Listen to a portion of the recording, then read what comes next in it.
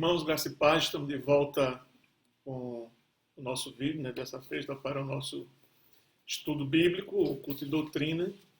Nós vamos estar utilizando essa ferramenta enquanto a gente estiver com a igreja fechada, enquanto a gente estiver ainda na quarentena,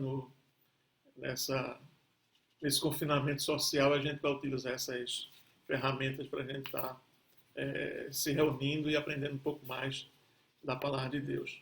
Nesse período que a gente vai ficar confinado, nós vamos fazer um resumo das principais doutrinas bíblicas ou as principais doutrinas da palavra de Deus, as doutrinas essenciais, ou seja, as doutrinas básicas da palavra de Deus. Essas que a gente já conhece, mas a gente precisa estar sempre revendo para não esquecer, e tem muita gente que não sabe os detalhes dessas doutrinas. Então a gente vai começar a partir desse vídeo, trazendo essas doutrinas mais básicas, mais elementares da palavra de Deus, enquanto a gente não retorna para o nosso estudo bíblico dentro da nossa igreja.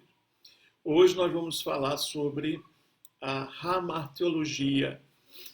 Hamartiologia é uma palavra grega composta por duas outras palavras, hamartia, pecado, e logos, ou logia, estudo. Então, traduzindo, é a doutrina ou estudo do pecado. Então, a gente vai começar esse primeiro estudo dando uma olhada nesse tema, na hamartiologia ou na doutrina do pecado. Então, a gente começa esse nosso estudo com esse tema, ok? Depois, nós vamos entrar em outros temas, como salvação, santificação e etc. Né? Vamos começar com a doutrina do pecado. Antes nós vamos orar, eu queria que você orasse juntamente conosco nesse momento. Feche seus olhos, com sua cabeça, vamos até o trono da graça de Deus. Maravilhoso Deus, te agradecemos pela oportunidade de estarmos aqui reunidos, ó Deus, nessa plataforma digital do YouTube, para aprendermos um pouco da Tua palavra. Pedimos que o Teu Espírito Santo nos ajude, nos ilumine nesse momento em que estaremos estudando a Tua palavra. Nós te pedimos no nome de Jesus. Amém. Bem, querido, nós vamos então para o nosso estudo, lembrando aos amados irmãos que nós vamos rever as principais doutrinas da palavra de Deus. Hoje, doutrina do pecado. Primeiro a gente começa definindo o que é pecado. Né? A nossa confissão de fé, a confissão de fé de Westminster, ela dá uma definição do que é pecado. Porque é muito complicado você definir o que é pecado, mas a nossa confissão de fé traz uma definição. Diz assim: pecado é qualquer falta de conformidade com a lei de Deus ou a transgressão dessa lei. É tudo aquilo que fazemos, tudo aquilo que falamos e tudo aquilo que praticamos que vai de encontro à vontade de Deus revelada na sua palavra, nas Escrituras. Então, quando acontece isso, nós estamos dizendo que isso é pecado. Então, como a nossa definição é bem clara, é a falta de conformidade com a lei de Deus e a transgressão dessa lei. Interessante que o texto de 1 João, capítulo 3, e o verso 4, traz uma pequena definição também do que é pecado. Eu gostaria de ler para você, meu querido, se você pode abrir a sua Bíblia também. Está lá em primeira carta de João, capítulo 3, e o versículo 4, que diz: todo aquele que pratica o pecado também transgride a lei, porque o pecado é a transgressão da lei. Então aqui João está dizendo que pecado é a transgressão da lei. Existem outras referências bíblicas. Gálatas 3, 10, verso 12 também fala sobre pecado. Romanos 3, 20 fala sobre pecado. Romanos 5, 13 também fala sobre pecado. Tiago 4, 17, por exemplo, em Gálatas 3, 10 a 12, a falta de conformidade é tão pecado como a transgressão deliberada. Então, o leque se amplia de definição de pecado. Em Romanos 3:20, a lei de Deus fixa na mente e na consciência a impressão do pecado, ou seja, já está impregnado na sua mente, na sua cabeça, né, a questão da lei de Deus mostrando, dando a consciência do pecado. Em Romanos 5:13, sem a lei não haveria como imputar o pecado. Então, o pecado, transgressão da lei. E Tiago 4,17 diz que você deixar de fazer o bem também é pecado. Então, de acordo com Tiago, não fazer o bem também é pecado. E existe outra definição mais simples, né, que a gente sempre usa, que é para simplificar ao máximo, que é a expressão errar o alvo. Então, pecado é errar o alvo. Ou seja, o alvo é você não transgredir a lei de Deus. O alvo é você estar em conformidade com a vontade de Deus. Então, quando você não está em conformidade com a lei de Deus, quando você transgride a lei de Deus, você errou o alvo, então você cometeu pecado. Só lembrando, pecado é qualquer falta de conformidade com a lei de Deus ou a transgressão dessa lei. É tudo aquilo que nós falamos, pensamos ou praticamos e que vai de encontro à vontade de Deus revelada na Escritura Sagrada. Então a gente já tem aí o que é a definição de pecado. No segundo momento a gente vai falar sobre a origem do pecado. Quando a gente vai falar da origem do pecado, é preciso que a gente tenha um cuidadozinho e trazer uma certa observação, que é para a gente não entrar em algum erro teológico. Né? Primeiro a gente precisa saber, antes de a gente entrar nas origens, propriamente dita, nós precisamos saber claramente que Deus não pecou, nunca pecou, e também não deve ser culpado pelo pecado. Culpado não é culpa do pecado, não é de Deus, é do homem. Ou seja, foi o homem quem pecou, ou os anjos que pecaram. E nos dois casos, dos homens e dos anjos, eles fizeram por escolha intencional e voluntária. Tanto os anjos quanto os homens transgrediram voluntariamente a vontade de Deus, portanto, praticando o pecado. Culpar Deus pelo pecado seria blasfemar contra o caráter de Deus. Deuteronômio 32, verso 4, fala um pouco desse caráter de Deus. Diz: suas obras são perfeitas, porque todos os seus caminhos são juízos. Deus é fidelidade, e não há nele injustiça. É justo e reto. Deuteronômio 32, verso 4. Então, nós não podemos atribuir a Deus a origem do pecado, apesar de a gente poder dizer que houve a vontade nesse sentido aí, né? Houve a permissão, estava incluído aí a possibilidade do pecado, mas Deus não criou e não é culpado pela existência do pecado. Também Jó, capítulo 34, versículo 10, Eliú, um dos amigos de Jó, ele diz assim: longe de Deus o praticar ele a perversidade, e do Todo-Poderoso o cometer a injustiça. E ainda em Tiago, capítulo 1, versículo 13, diz que Deus não pode ser tentado pelo mal, e ele mesmo a ninguém tenta. Então, antes de a gente ir para a origem, precisa a gente entender isso, porque algumas pessoas dizem que o pecado existente no mundo, a culpa é de Deus, e a gente observa aqui no texto que Deus não é culpado pelo pecado, apesar de haver Deus deixado a possibilidade de o pecado entrar no mundo. No entanto, ele não é o autor do pecado.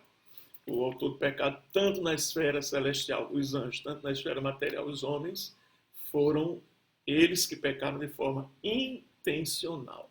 Então, é a primeira coisa que a gente quer orientar os queridos irmãos. Sobre a origem do pecado, alguns teólogos dizem que há duas origens.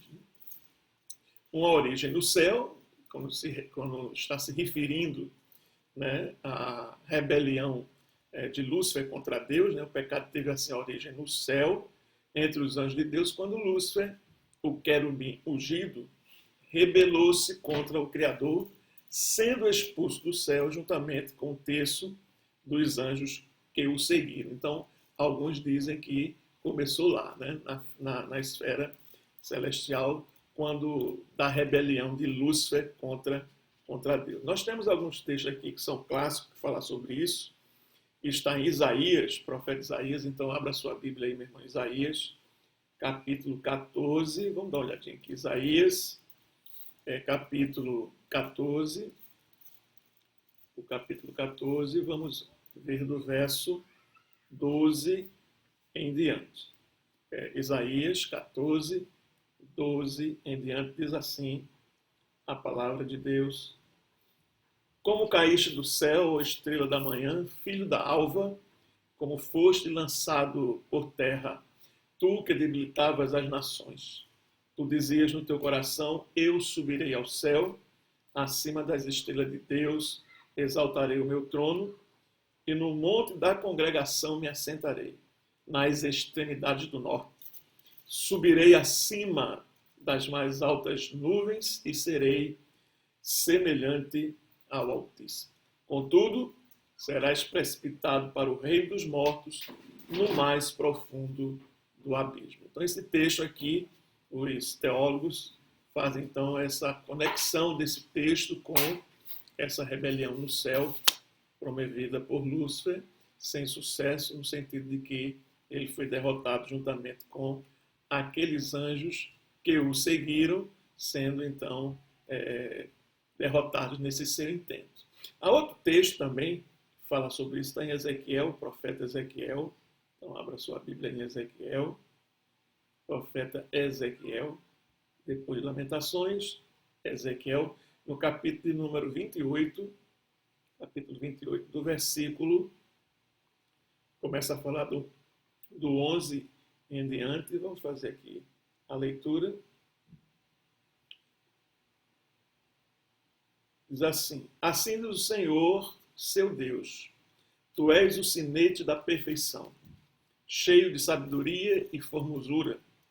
Estavas no Éden, jardim de Deus. De todas as pedras preciosas te cobrias: o sárdio, o topázio, o diamante, o berilo, o ônix, o jaspe, a safira, o carbúnculo e a esmeralda. De ouro se te fizeram os engastes e os ornamentos, no dia em que foste criado foram eles preparados. Tu eras querubim da guarda ungido, e te estabeleci. Permanecias no monte santo de Deus, no brilho das pedras andava.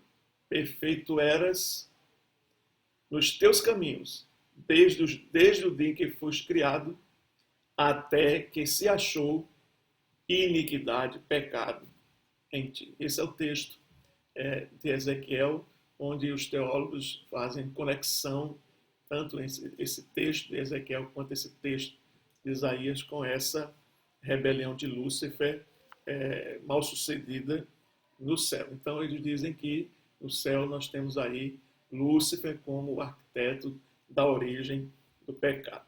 Na terra, o pecado surgiu quando os nossos primeiros pais, Adão e Eva, desobedeceram a ordem dada por Deus e comeram, por instigação do diabo, do fruto da árvore do conhecimento do bem e do mal. Onde é que a gente conta esse texto? A gente conta lá em Gênesis. Gênesis, então abra sua Bíblia em Gênesis, no capítulo 2, versículo 16 e 17, a gente encontra o texto que fala sobre os nossos primeiros pais e o seu pecado. 16 e 17, diz assim: E o Senhor, seu Deus, lhe deu esta ordem: de toda árvore do jardim comerás livremente, mas da árvore do conhecimento do bem e do mal não comerás, porque no dia em que dela comeres, certamente morrerás.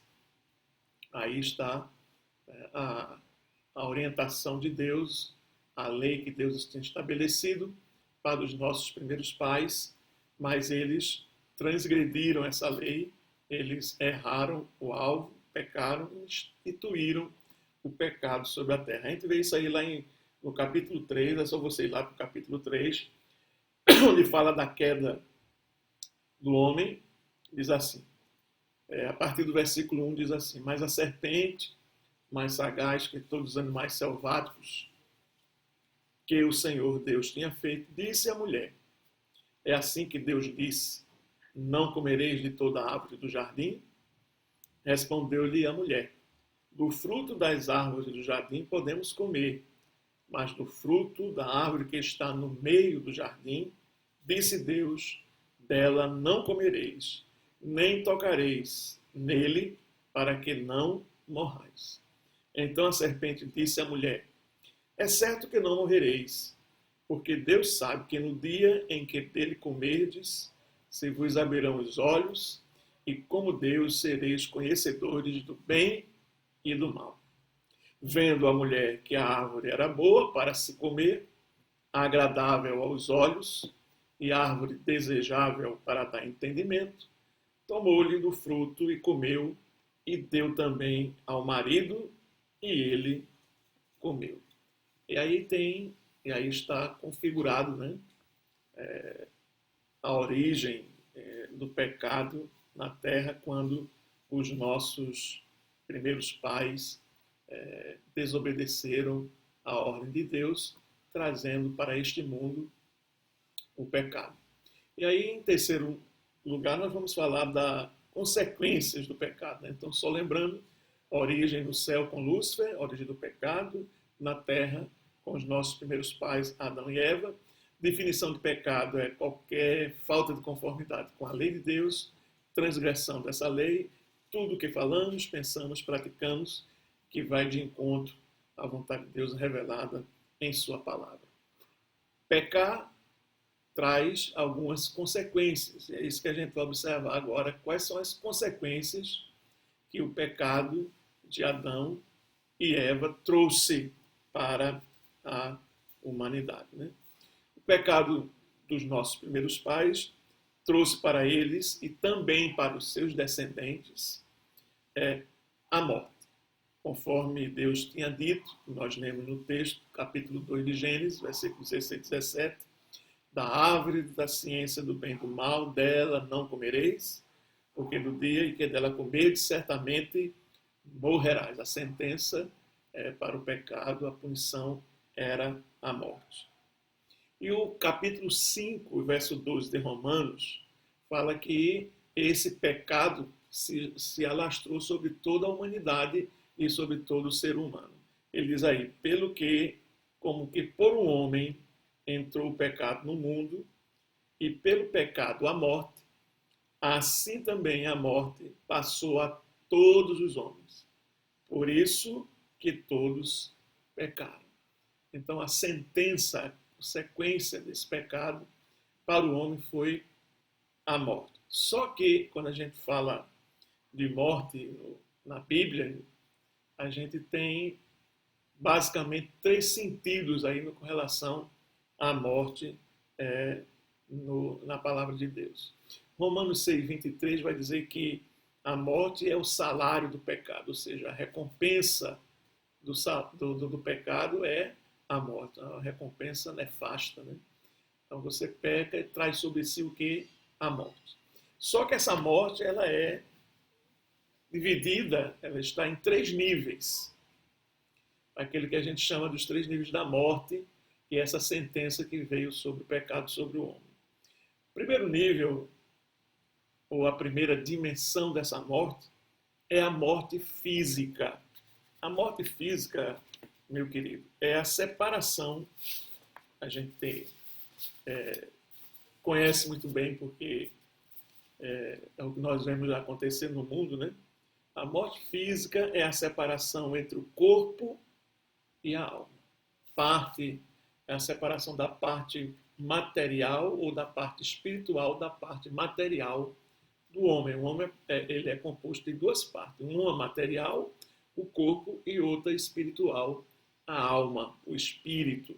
Então, quando há a morte física, há essa separação da parte espiritual da parte material do homem. A gente observa isso lá no texto de Eclesiastes, capítulo 2, e o versículo 7, quando a palavra de Deus nos fala da seguinte forma, né? O pó volte à terra como o era, e o espírito a Deus que o deu. Então, o texto nos diz claramente que no momento da morte física há essa separação da parte material e da parte espiritual do ser humano. Então, morte física é a separação da parte espiritual do homem da sua parte material.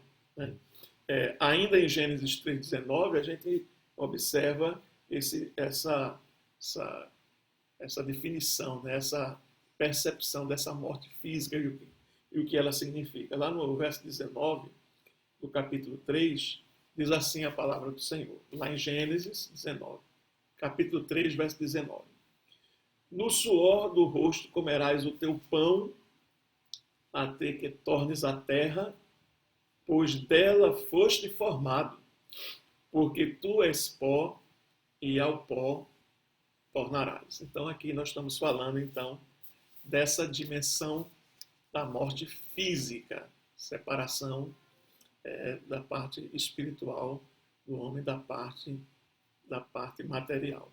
Essa morte física não aconteceu imediatamente, né? Porque o homem continuou vivo.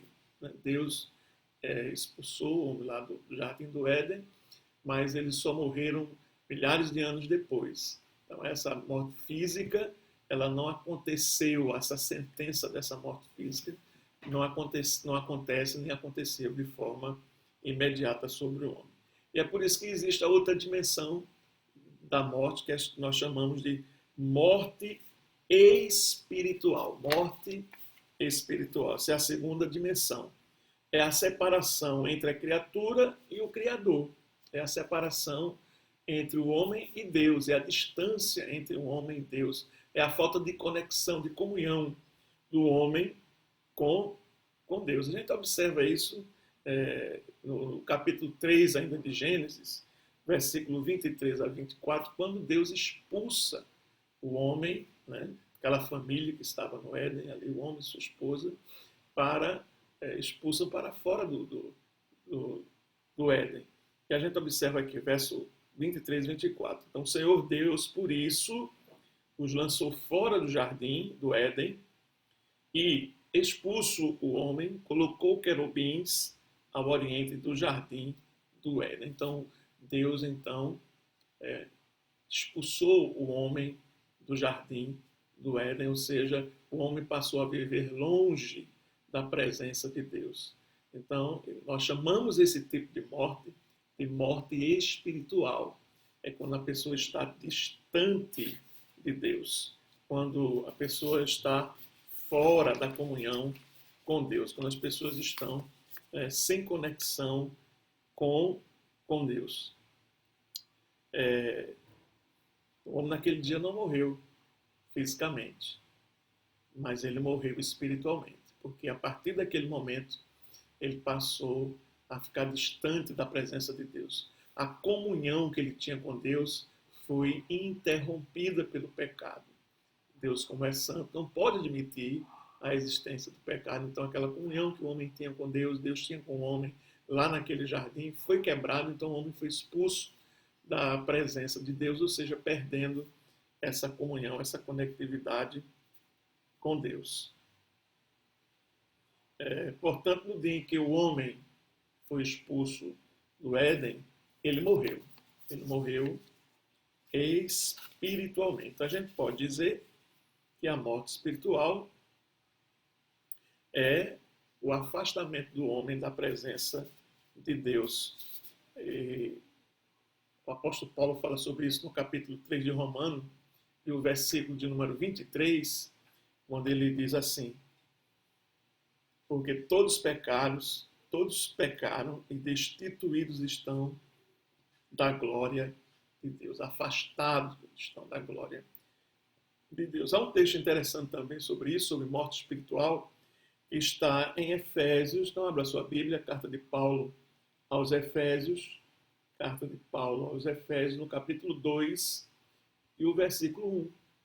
Logo no início ele diz aqui: e ele vos deu vida, estando vós mortos nos vossos delitos e pecados. Olha aí como é que a gente estava aqui, mortos nos nossos delitos e pecados. A gente estava vivo fisicamente, mas estávamos mortos espiritualmente, porque nós estávamos nos nossos delitos e nos nossos pecados. E o que é que Deus faz através de Jesus? Ele vai lá e nos dá vida. Por quê? Porque nós estávamos mortos. Não mortos fisicamente, estávamos mortos espiritualmente, estávamos distantes da presença de Deus, afastados da comunhão de Deus. Lá em Colossenses também tem o texto.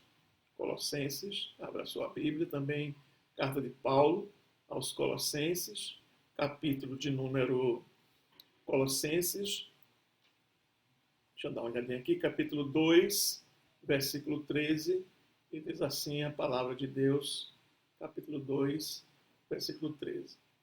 E a vós outros, diz o texto, que estáveis mortos pelas vossas transgressões e pela incircuncisão da vossa carne, vos deu vida juntamente com ele, perdoando todos os nossos delitos.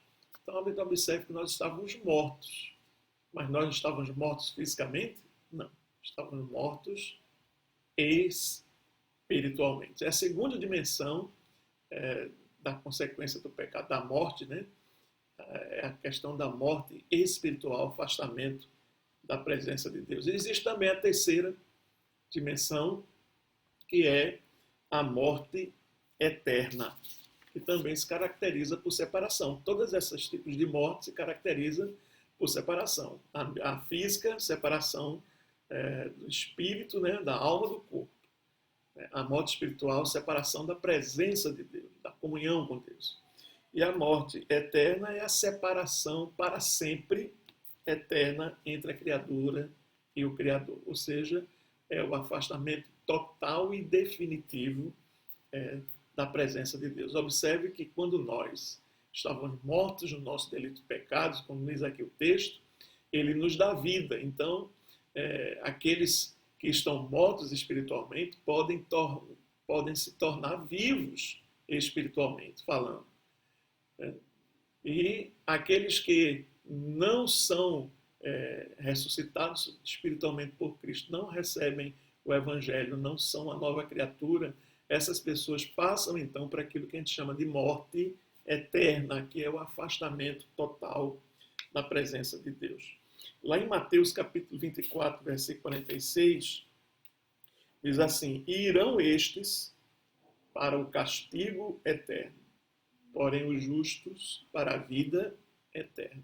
Então, o castigo eterno que Jesus está falando aqui é a separação para sempre da presença de Deus. E aí é o conceito de inferno. Inferno é você estar para sempre, de uma vez por todas, por toda a eternidade, longe da presença de Deus. Também tem um texto lá em 2 Tessalonicenses, que é o versículo 9 do capítulo 2 Tessalonicenses, capítulo de número 1 e o versículo 9. Acompanhe na sua Bíblia aí, o versículo 9 diz assim. 1, 9, aqui.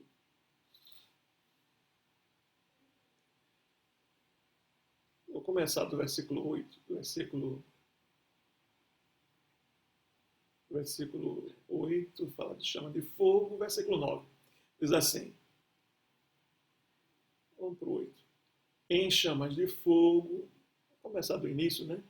Que aí a gente tem a visão completa. Ele diz assim, e se de fato é justo para com Deus que ele dê uma paga tribulação ao que vos atribulam e a vós outros que sois atribulados, alívio juntamente conosco, quando do céu se manifestar o Senhor Jesus com os seus anjos do seu poder em chamas de fogo, tomando vingança contra os que não conhecem a Deus e contra os que não obedecem ao Evangelho do nosso Senhor Jesus Cristo. Estes que não conhecem o Evangelho, que não obedecem ao Evangelho, que não conhecem a Deus, estes sofrerão penalidade de eterna destruição, banidos, afastados da face do Senhor e da glória do seu poder. Então, claramente aqui está caracterizado a morte eterna, ou seja, separação total e completa da presença de Deus. Essa terceira morte, que é a morte eterna, separação total da presença de Deus. Que pena, né? Que tristeza é estarmos afastados da presença de Deus. Bom é estarmos na presença de Deus, né? Estamos ressuscitados espiritualmente em Cristo Jesus. Então, a gente tem também o texto de Daniel 12:2, Mateus 10:28, vários textos que corroboram com essa conexão, né? essa percepção de afastamento total da presença de Deus, como a morte eterna, o castigo eterno. Bem, então a gente já sabe, já temos a definição do pecado, já temos a origem do pecado, já temos as consequências do pecado, que é a morte física, separação do espírito da alma do corpo, morte espiritual, separação da presença de Deus, a comunhão com Deus, e a morte eterna, que é a separação total e completa, irreversível da presença do homem, da presença de Deus. Agora nós vamos falar sobre a abrangência do pecado ou da universalidade do pecado, né? Então, quando a gente observa o que a Escritura fala, a gente percebe que, em primeiro lugar, esse pecado ele atingiu toda a natureza humana total, toda a natureza humana foi atingida pelo pecado, né? O que nós chamamos de corrupção total, né? Total corrupção, como diz a doutrina reformada.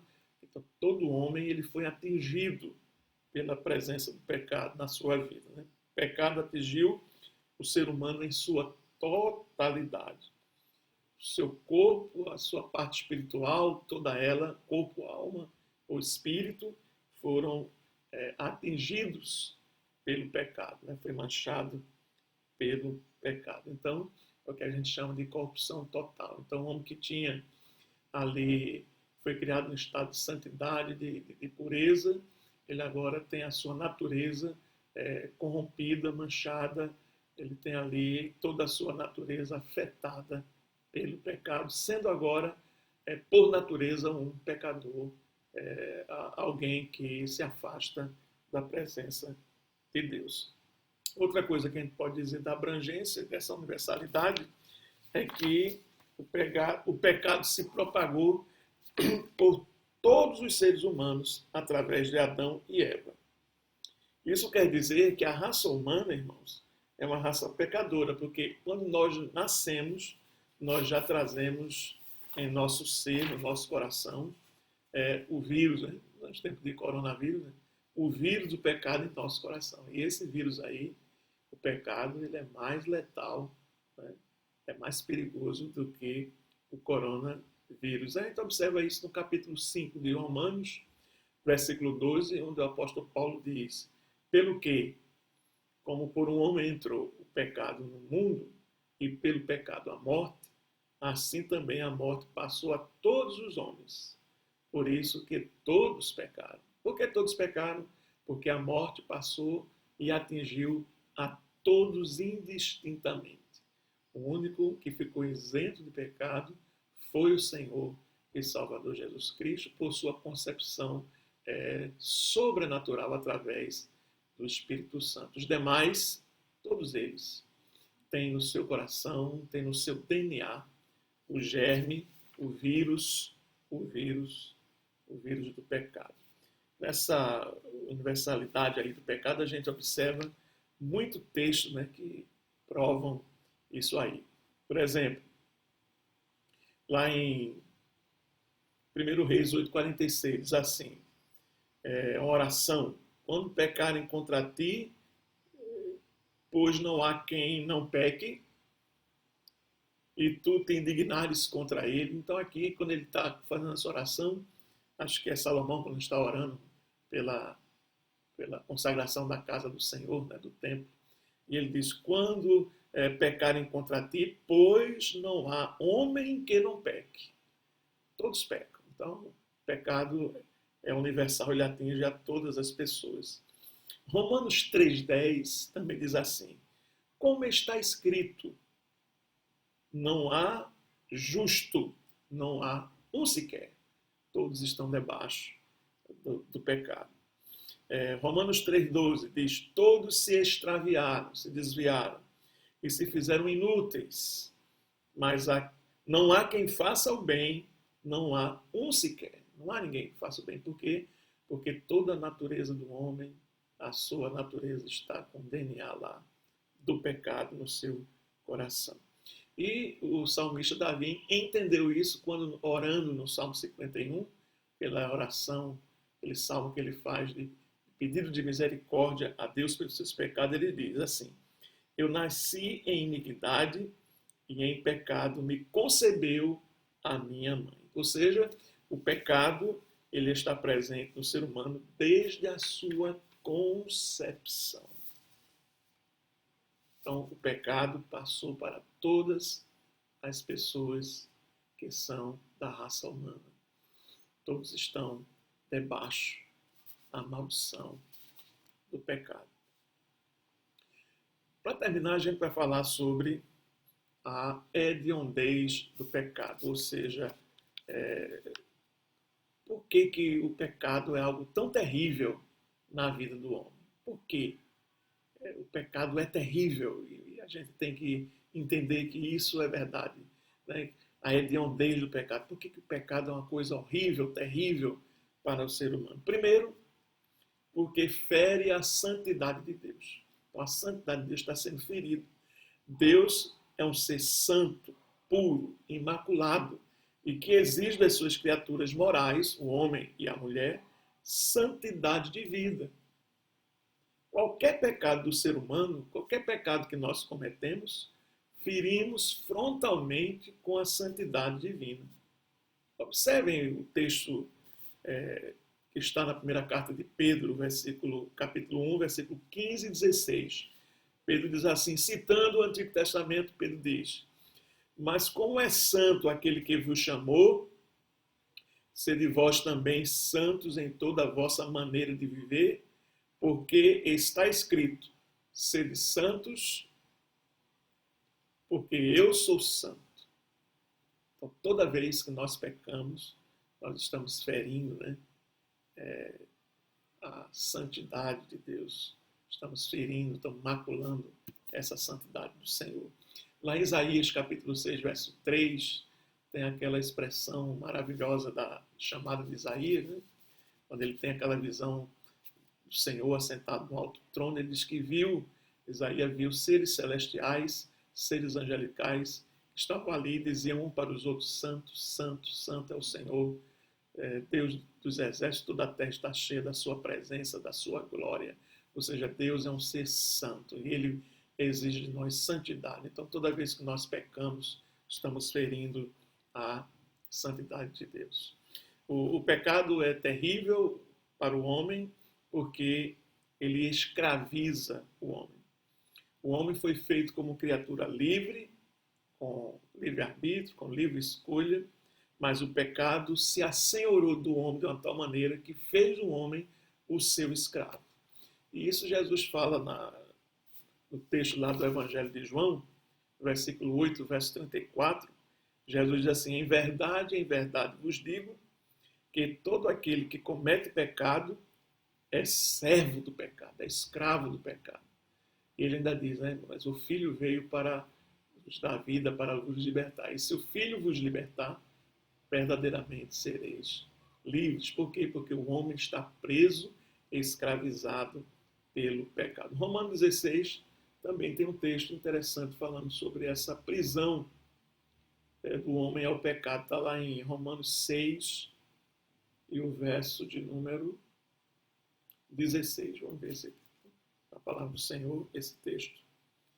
Romanos 6, 16, diz assim, não sabeis que daquele a quem vós ofereceis como servos, como escravos, para a obediência, desse mesmo a quem obedeceis, sois servos, escravos, seja do pecado para a morte, ou da obediência para a justiça? Então, todo aquele que peca, oferece o seu corpo, né? Os membros do seu corpo, para ser escravo do pecado. E como é que a gente se vê livre disso? Quando nós recebemos Jesus, Ele nos dá vida, e Ele nos liberta do nosso pecado, e Ele nos tira dessa escravidão, e agora nós somos livres. Outra razão porque o pecado é algo terrível diante de Deus: primeiro, que ele fere a santidade de Deus; segundo, porque ele escraviza o homem; terceiro, porque ele destrói a imagem do homem. A imagem do homem ficou totalmente deformada, né, por causa do pecado. Deus, quando criou o homem, criou ele como uma pessoa santa, uma pessoa perfeita, né, com capacidade de escolher o bem e o mal. Infelizmente, com a imagem impregnada de Deus nele, mas quando o homem peca, essa imagem que está impregnada do homem é danificada. Ele não perde totalmente essa imagem de Deus, mas essa imagem fica distorcida, essa imagem fica descaracterizada daquela imagem inicial que Deus tinha imbuído e incutido no coração do homem. E a quarta razão porque o pecado é terrível é porque ele condena o homem à perdição eterna. Né? Ele leva o homem para aquela morte que nós chamamos de morte eterna. Consequência terrível, leva o homem à perdição eterna, caso ele não venha receber a salvação através de Jesus Cristo. Como diz no texto de Romanos 6,26, o salário do pecado é a morte, no caso aqui, a morte eterna, distanciamento para sempre da presença de Deus. E Hebreus 9,27 ainda diz: e como os homens estão ordenados a morrerem uma vez, vindo depois disso o juízo.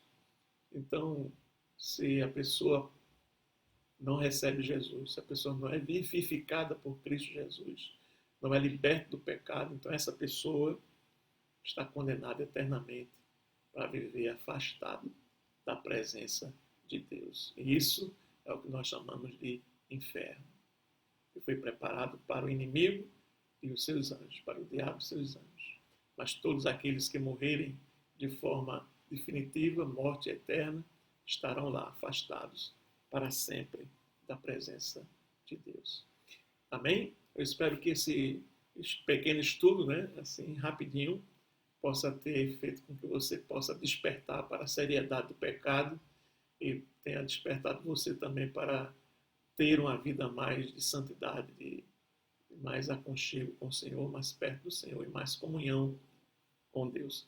Eu quero deixar algumas questões para você responder. Você pode responder pelo WhatsApp oficial da igreja, pode responder também no Instagram oficial da igreja.